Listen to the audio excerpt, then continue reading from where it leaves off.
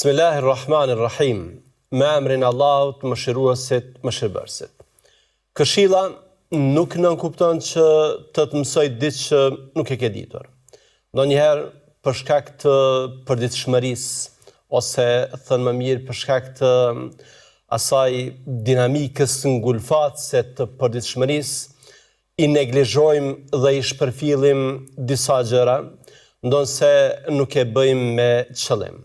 Prandaj përkujtimi i kohë pas kohëshëm e ka rëndësinë e vet. Allahu te bareke ve teala në Kur'an famadh ka thënë: "Wa dhakkir fa inna dhikra tanfa'ul mu'minin." Përkujtoj besimtarët, sepse përkujtimi ju bën dobi atyre. Dietarët e me tekst të veçantë Abdulrahman bin Nasir as-Saadi ka thënë se përkujtimi është dy llojesh. I pari është kur njeriu mund di diçka në formë të përgjithshme, por jo edhe të detajuar, prandaj me përkujtim i mësohen këto detaje. Dhe i dyti është kur njeriu i di disa gjëra, mirë po për shkak të harresës, pakujdesisë, neglizhencës, ai i shpërfill ato. Prandaj me të përkujtuar ne kthehemi në gjendjen në të cilën duhet të jemi si besimtar. Nga se përkujtimi, siç ka përmendur Allahu te bareke ve teala në Kur'an famadh, ndikon tek besimtarët dhe janë pikërisht besimtarët që dallojnë prej tjerëve me këtë tipar. Allahu ka thënë: "Fadhakkir in nafa'ati dhikra sayadhakkaru man yakhsha." Ti përkujto nëse këshilla do të jetë e dobishme, sepse ata që ja kanë frikën Allahut do t'ja vënë veshin. Pra, do t'a dëgjojnë, do t'a marrin dhe do të këshillohen me të. Të nderuar teleshikues, sot me lejen e Allahut te bareke ve teala ne do t'ju sjellim këshillat e një njeriu të ditur, e një sahabiu të çmuar, e një njeriu që është përshkruar si urtari i këtij ummeti. Është fjala për sahabiun e nderuar, për Ebu Dardan, Allahu qoftë i kënaqur me të dhe me të gjithë sahabët. Ashtu siç shënon Ebu Davudi në librin e Zuhd, Ebu Darda ka thënë kësaj: "Adhuroje Allahun sikur e sheh. Llogarit e veten në mesin e të vdekurve, ke kujdes lutjen e të dëmtuarit, ajo që është e pakt dhe të mjafton është më e mirë se ajo që është e shumë dhe të mashtron, dhe dije se e mira nuk tretet dhe se e keqja nuk harrohet." Pra, janë këto 5 këshilla të këtij sahabiu të nderuar, të cilat kanë një rëndësi të jashtëzakonshme, për faktin se bashkojnë ndërmjet vlerave shpirtërore dhe vlerave morale. Dhe duke e përpunuar vetëm besimtari me këto këshilla, arrin që të bëhet një personalitet, të ketë një fetari të mirëfillt ashtu siç e kërkon feja. Para se ne të shpalosim kuptimet dhe domethënjet që fshihen në këtë këshill, ose në këto këshilla thënë më mirë, do të bëjmë një përmbledhje të shkurtër biografike të këtij sahabiu të nderuar, për të njohur me të dhe për ta kuptuar dijen ose pozitën që ai gëzonte në dije. Njihet me emrin Ebu Darda, ndryshe emrin e ka Uajmir ibn Amir, ose sipas disa transmetimeve tjera, Uajmir bin Zeid bin Kajs. Ka qenë Medinas, pra nga qyteti i Medines, ku ka migruar profeti Muhammed, paqja e Zotit qoftë mbi të. Islamin e ka pranuar në kohën e betejës së Bedrit dhe menjëherë pas kësaj është angazhuar dhe ka marrë pjesë në të gjitha betejat dhe ka përfituar dije të madhe nga pejgamberi alayhi salatu wassalam. Ka përfituar aq shumë dije saqë është llogaritur në mesin e dietarëve të sahabeve, dhe për ta dëshmuar këtë pozitë, pejgamberi alayhi salatu wassalam e ka angazhuar me shkrimin e vahjit. Pra ka qenë prej sahabeve të dalluar. Ai ka qenë dalluar për kështu jo vetëm për dijen, por edhe për adhurimin e shumë.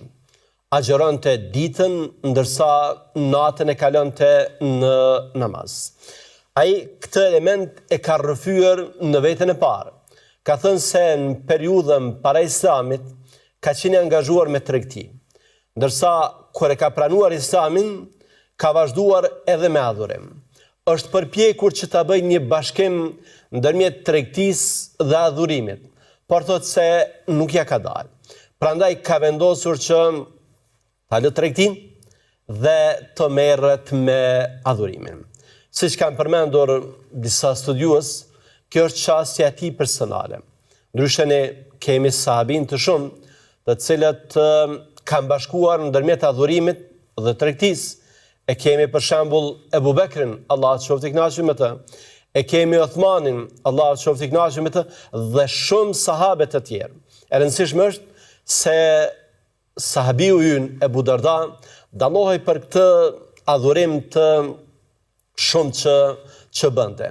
Aqsa, siç kemi përmendur edhe në takimet tona të kaluara, ai kishte marrë vërejtje nga vëllai i tij Nafi Selmani radiallahu anhu, i cili kishte kërkuar prej tij që ta ulte paksa këtë nivelin e adhurimit dhe të përkushtohej edhe për detyrime tjera që kishte veç mas kashi familjes tij. Në kohën e Omerit, në kohën e sundimit të Omerit radiallahu anhu, Ebu Darda ka shkuar në Sham.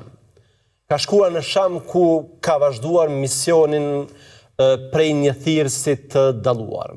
Përmendet se është i pari në historinë islame që ka filluar me ato grupet e mëdha të studentëve që kanë mësuar Kur'anin prej tij. Disa dietarë kanë përmendur se shifra e tyre që mësonin prej Ebu Dardas arrinte deri në 1600 veta. Pra, me terminologjinë e sotme, me shprehjet e sotme, ai kishte 1600 studentë.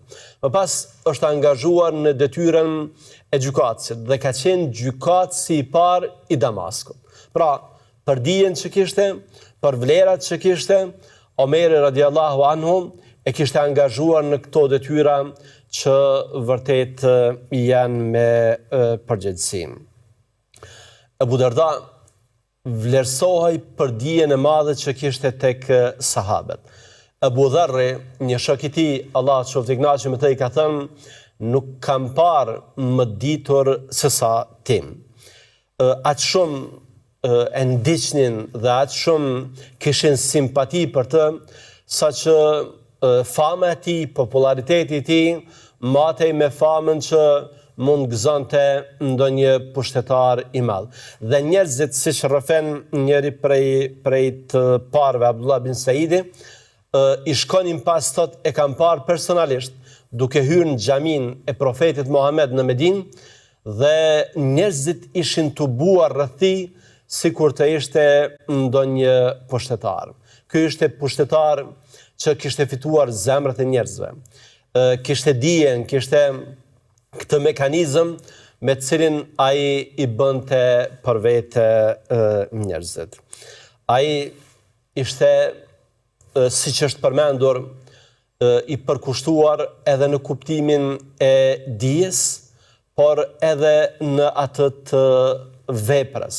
Madje është përmendur se në mesin e sahabeve nuk ja gjeje të dytin që ishte i përkushtuar për dijen dhe adhurimin dhe veprat e mira në të njëjtën kohë, siç ishte Ebu Dardaja, Allahu të qoftë i kënaqur me të.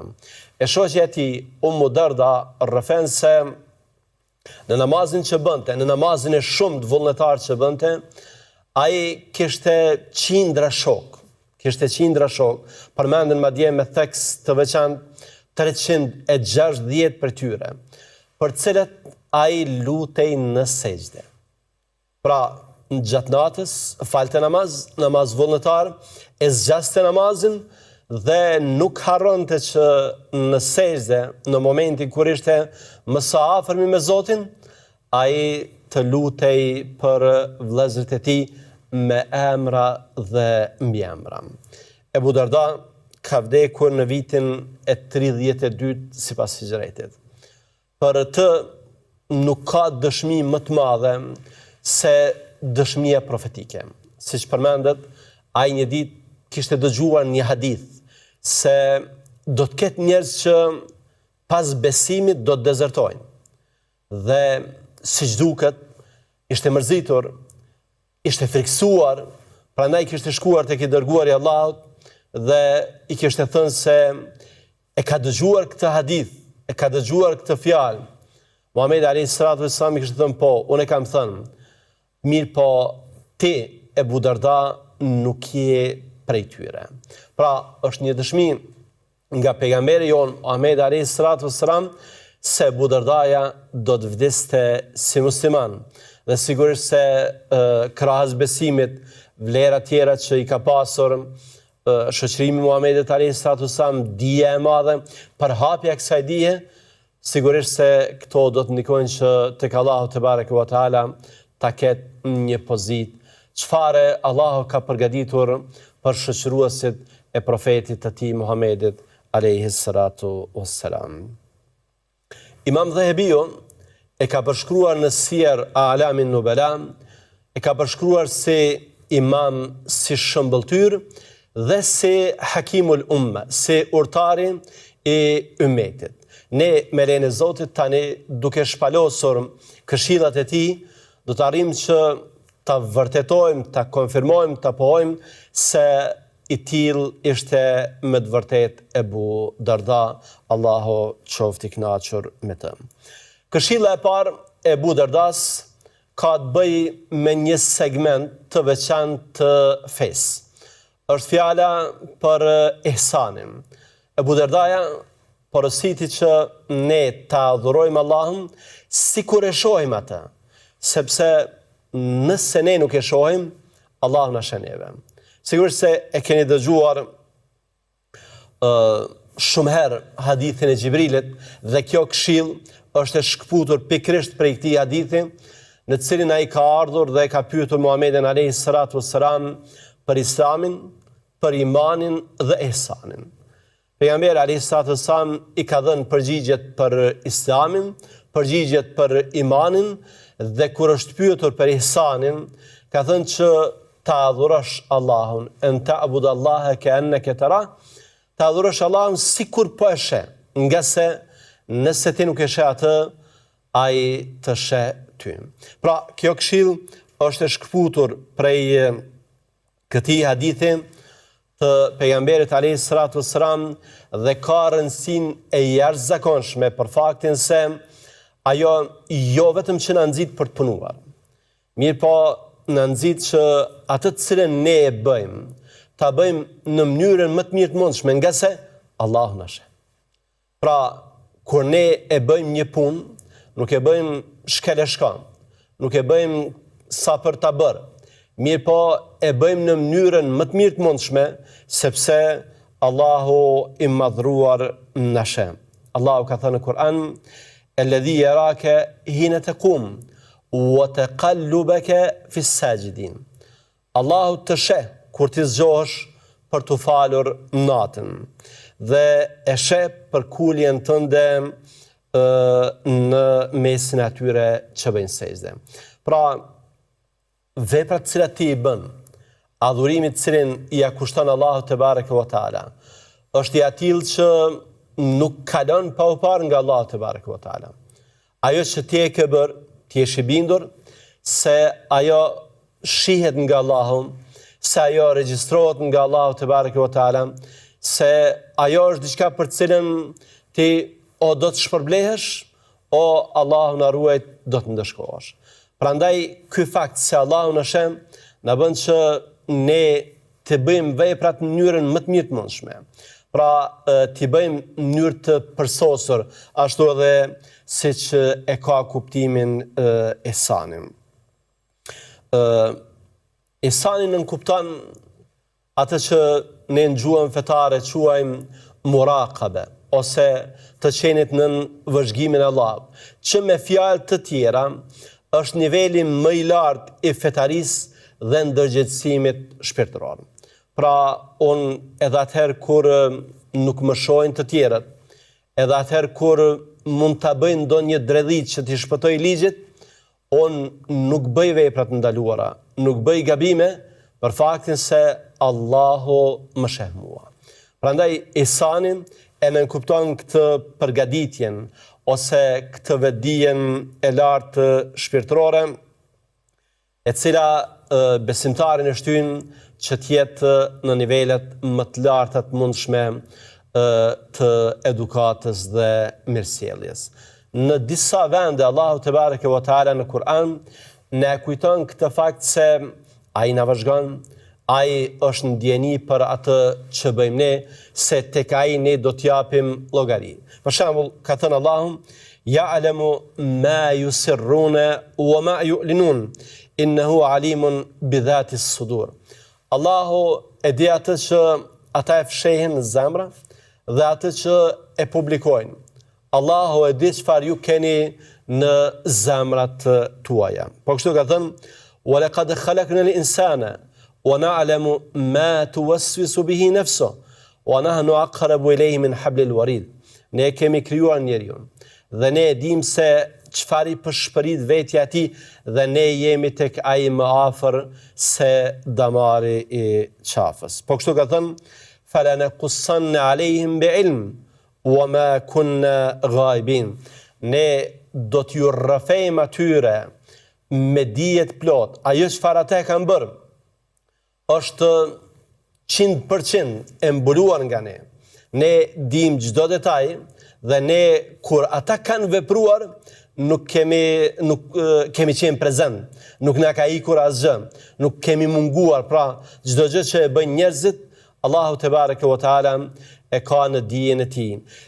Këto ajete, njëri prej dietarëve musliman, Shenqiti, i ka marrë dhe i ka analizuar dhe ka nxjerrë disa konstatime të jashtëzakonshme. Ka thënë se nuk ka përmbajtje më të fuqishme për ta nxitur njeriu për të bërë mirë dhe për ta parandaluar nga e keqja se ajo që fshihet në këto ajete.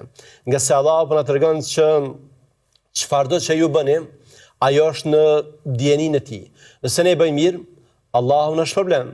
Nëse ne bëjmë keq, duhet ta dimë se ajo vepër regjistrohet dhe se herët ose vonë ne do t'japim llogari për të. Më pas hoxha Shenkiti citon disa dietarë që për këtë çështje kanë ofruar një shembull vetëm sa për t'i parafruar kuptimet. Kanë thënë kësaj: "Çfarë mendoni nëse jeni në prani të një mbreti të ashpër, i cili e ka suitën dhe familjen e tij përballë jush?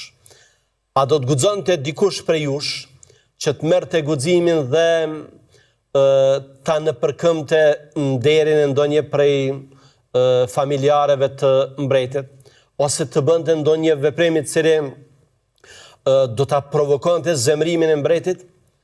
Natyrisht se jo." Dhe vazhdon hoxha e thot: "Allahut i përket shembulli më i lartë." Pra, ne vetëm po sjellim një shembull sa për t'u parafruar gjërat, kuptimet. Ndryshe askush nuk krahasohet me Allahun. Dhe shembulli i Allahut është më i lartë. Mirë, po nëse një mbret, nëse një njeri që është i varur do të zemrohej nëse shkilen kufit e tij, ligjet e tij, urdhrat e tij, a mendoni se Allah nuk zemrohet?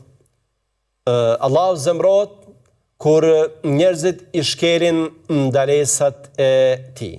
Pra, këto ajete kuranore që ne i lexuam e kanë këtë fuqi të atill që na nxisin për të bërë mirë dhe na largojnë nga e keqja.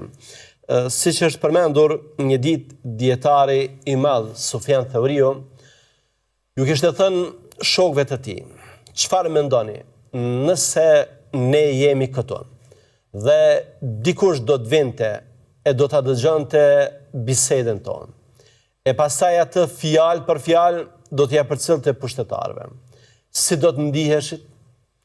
A nuk është se do të përmbashit nga të folurit, do t'i përzgjedhnit fjalët, do të kishit kujdes që të mos bëni shkarje ose rëshitje ose nga se ato fjalë do t'i përcjelleshin mbretët dhe pastaj do t'a pësonit keq. Tham po. Tha, a nuk e dini se ne jemi në vëzhgimin e të dërguarve të Allahut, në vëzhgimin e engjëjve?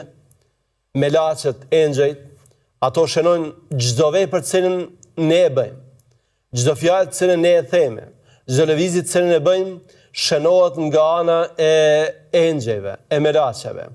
Prandaj, nëse ne do të kujdeseshemi në rastin kur fjalët tona mund t'i përcillen pushtetin, si të mos kujdesemi kur fjalët tona i përcillen Allahut, atij në dorën e të cilit është çdo pushtet. Pra, si besimtar, e kemi për detyrë që ne t'i kushtojmë rëndësi teje të madhe këtij aspekti, në mënyrë që të edukojmë veten tonë që kjo bindje jona, se Allahu na sheh të na bëjmë më të mirë. Hoxha i madh Muhammed bin Salih El Uthaymin ka thënë se muraqabe ose vëzhgimi manifestohet në 3 aspekte. Manifestohet në fjalë, atë që ne e themi, manifestohet në veprime, pra në gjërat që ne i bëjmë, dhe manifestohet në atë që ne kemi në zemrën tonë. Njerëzit nuk mund të shohin atë që ne e fshehim në zemra, por Allahut nuk i fshihet asgjë. Ne po bëjmë këto një pushim të shkurtër, të nderuar televizionistë, por të kthyer sërish me këshillat e sahabiut tonë të dashur Ebu Darda. Qëndrojnë me ne.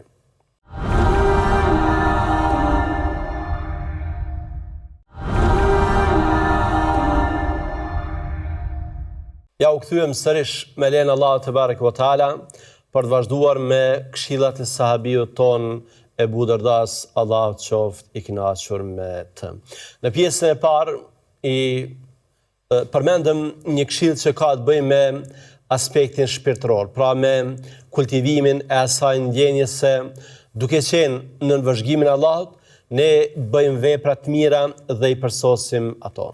Tani do të vazhdojmë me këshillën e dytë, në cilën Ebu Darda na këshillon duke thënë: llogariteni veten në mesin e të vdekurve.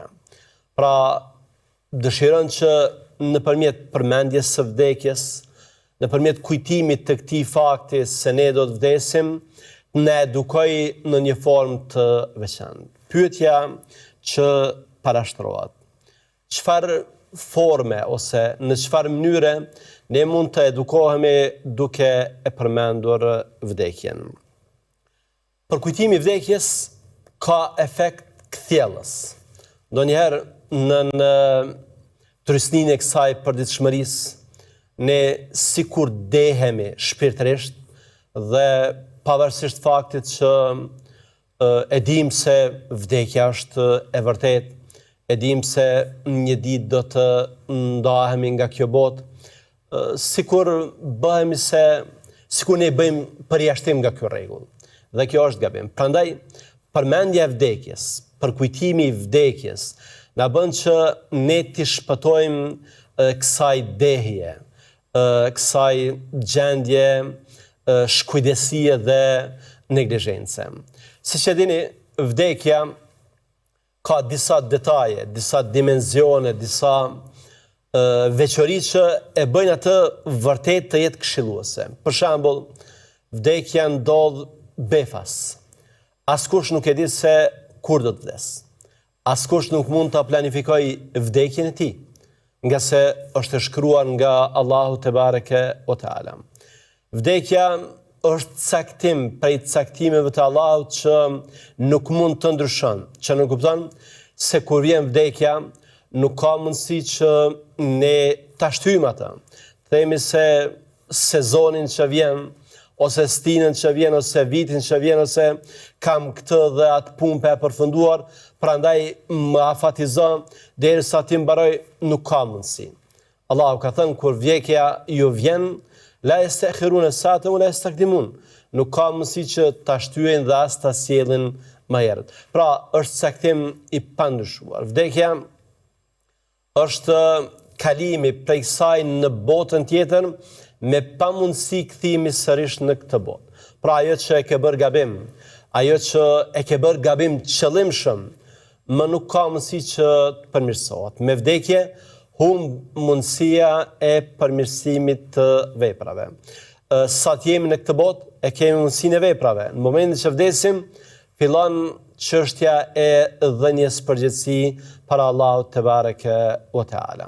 Prandaj vdekja me këto detaje konsiderohet një lloj i veçantë i edukimit. Shehni, nderuar vëllezër dhe të respektuara motra, në trajtesat profetike, në mësimet e Muhamedit alayhi salatu wassalam, ne këshillohemi për elementet cilat janë të rrezikshme për zemrën që t'i shmangim dhe për elementet që janë të dobishme për zemrën që t'i përvetësojmë. Element i rrezikshëm i cili rrezikon madje me jetë zemrën është qeshurit e tepërt. Muhamedi alayhi salatu wassalam ka thënë, dhe mos e tepro me qeshur nga se të qeshurit e tepërt e vdes zemrën. Pra, nëse njeriu qesh shumë, nuk do të mund ta përkujtoj vdekjen. Dhe zemra e tij karshi këtyre të vërtetave do të bëhet e pandjeshme. Pra, do të ndodhin siç thamë nuk ka të bëj fare me të. Në fakt, ne gjithë do të vdesim. Prandaj, përballë këtij elementi që e rrezikon, e kërcënon me jetë zemrën, ne kemi vdekjen e cila premton se do të jep gjallëri jetës. E kemi vdekjen e cila e shtyn njeriu jo vetëm drejt veprave, por drejt perfeksionimit të veprave. Ka një hadith interesant në të cilin Muhamedi alayhi salatu wassalam ka thënë: "Idha qumta fi salatik fasalli salata muwaddi'in." Kur të qohesh për ta falë namazin, falu sikur nuk do të falesh më. Mund të jetë namazi i radhës, namazi i fundit. Prandaj, si do ta bëje këtë namaz? Siç kanë thënë dietarët, këto namazi është përmendur vetëm si shembull ilustrues. Ndryshe, ky hadith na nxit që ne këtë ta përvetësojmë si rregull në jetën tonë.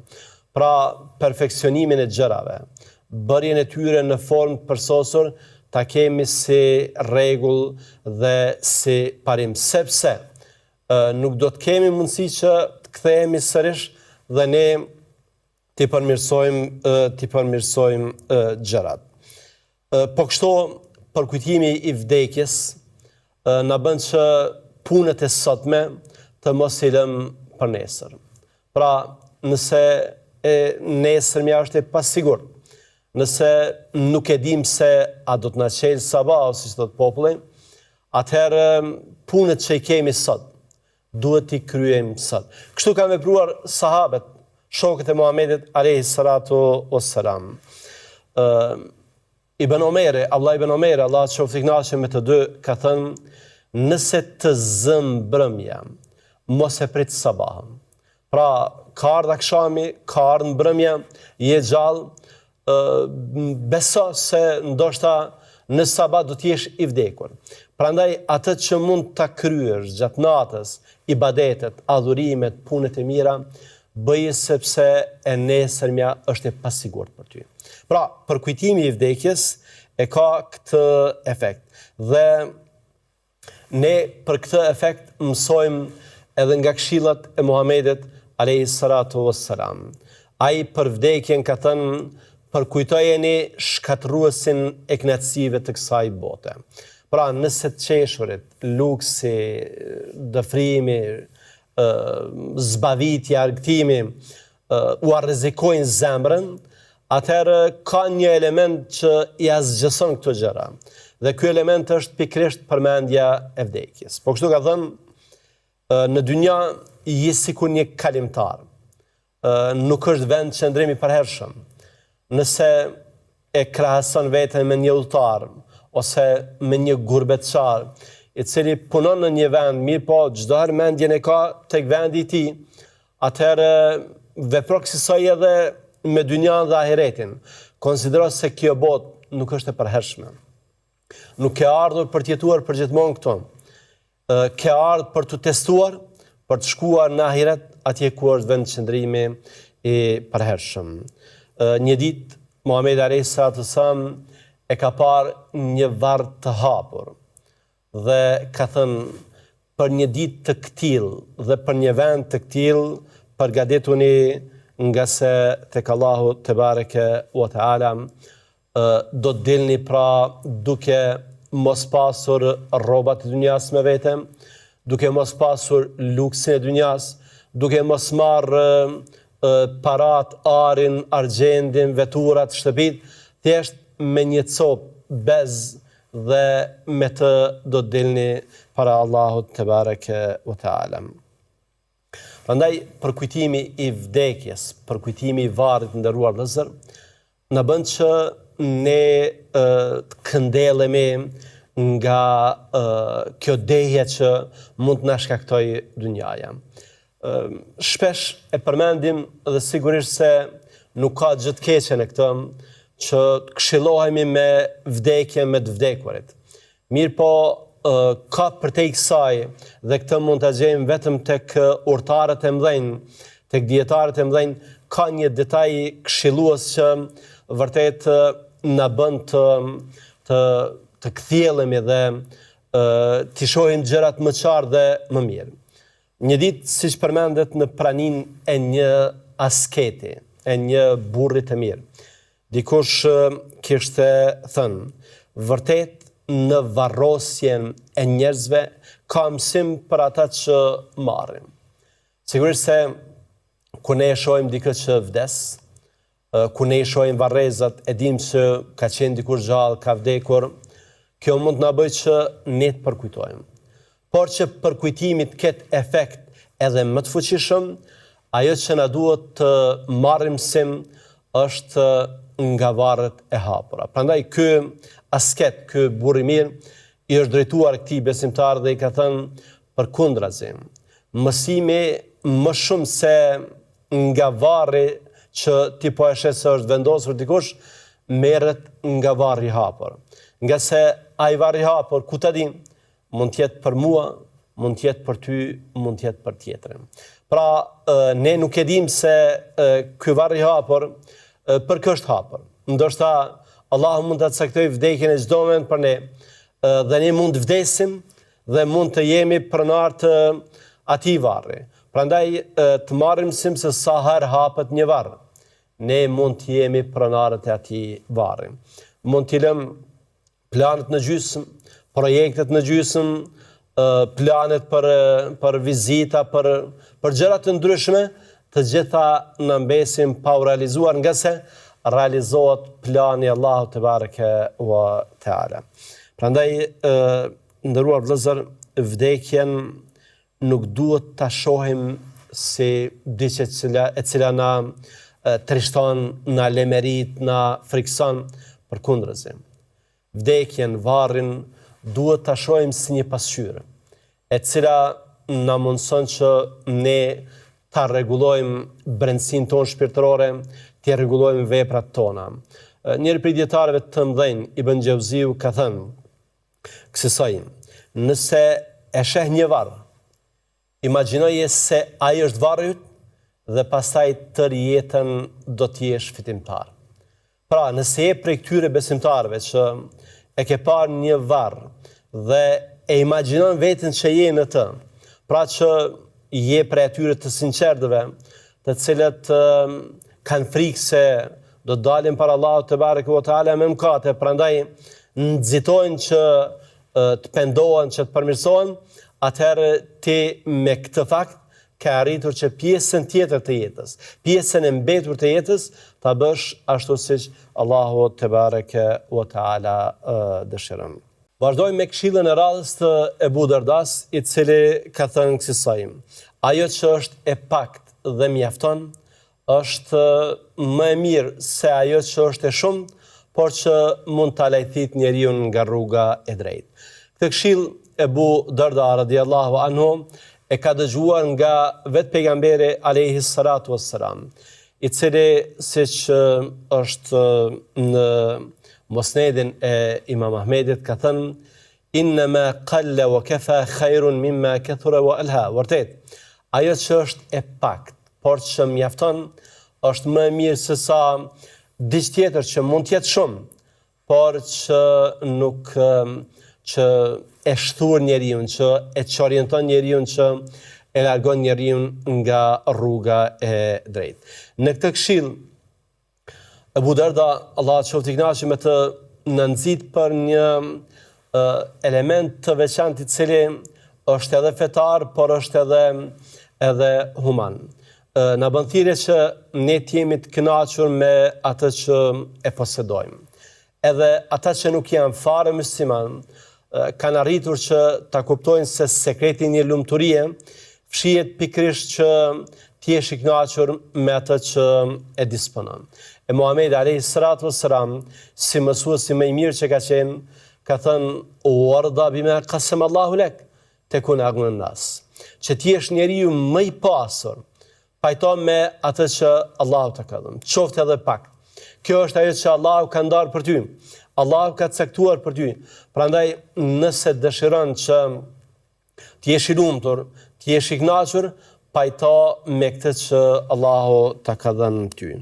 Pajto nga se, nderuar vëllezër, ndonjëherë ne mund të mashtrohemi me grumbullimin e madh të pasurisë dhe të harrojmë atë elementin e vdekjes, i cili në të vërtetë na bën që t'i vendosim gjërat në vendin e tyre. Se Muhamedi alayhi salatu wasallam ka thënë kur zgjohet në mëngjes, ka përmendur 3 gjëra në mesin e tyre dhe e ka ushqimin ditor, është sikur ta ketë pasurinë e tërë botës. Pse? Nga se ajo ditë mund të jetë dita jote e fundit.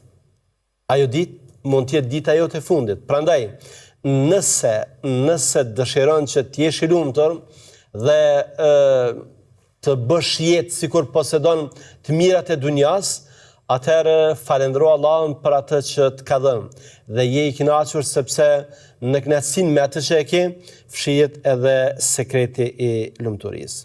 Ndryshe, dhënia pas grumbullimit të pasurisë mund ta deh njeriu, mund ta bëjë të çorientuar. Grumbullimi i tepërt i pasurisë mund ta bëjë njeriu që ai të harrojë se do të vdes, ai të harrojë se ka detyrime, ai të bëhet në vend të një bujari, të bëhet koprac. Allahu ka thënë elhaakumut takathur hatta zurtumul maqabir. Juve ju ka mashtruar dynjaja, grumbullimi i pasurisë, dhe nuk do të kthjellni përveç se ditën që do të vdesni. Pra, ata që janë të dehur nga dynjaja, le ta dinë se nëse nuk janë kthjell në këtë botë, ajo që do t'i kthjell dhe do t'i bëj pizhman, do t'i bëj që ndjen keqardhje, është pikërisht vdekja. Nga se vdekja i zbulon të vërtetat. Po kështu Allahu te bareke ve teala na ka folur se si grumbullimi i pasurisë ndikon në arrogancën e njeriu, në rritjen e nivelit të arrogancës. Ka thënë Allah, kella innal insana la yatgha ar-ra'ahu istaghna.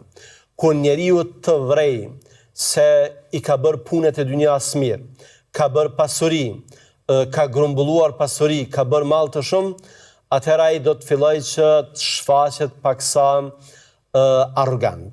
Pra të shfaqet sikur nuk ka nevojë, madje Allahu na fal, jo rrallë shfaqen edhe këtë panevojshmërinë e tyre edhe ndaj Allahut te bareke ve teala, dhe këtu qëndron pikërisht ai shkaku pse kanë përfundim të gabuar. Nga se si besimtar, pasuria do duhet që të na bënte më falendërues dhe rrjedhimisht ta ndajmë me të tjerët, e jo të bëhemi arrogant. Prandaj në këtë këshill të këtij sahabiu të nderuar, ne mësojmë për këtë detaj të rëndësishëm të pasurisë që ndonjëherë mund ta largojë njeriu nga rruga e drejtë.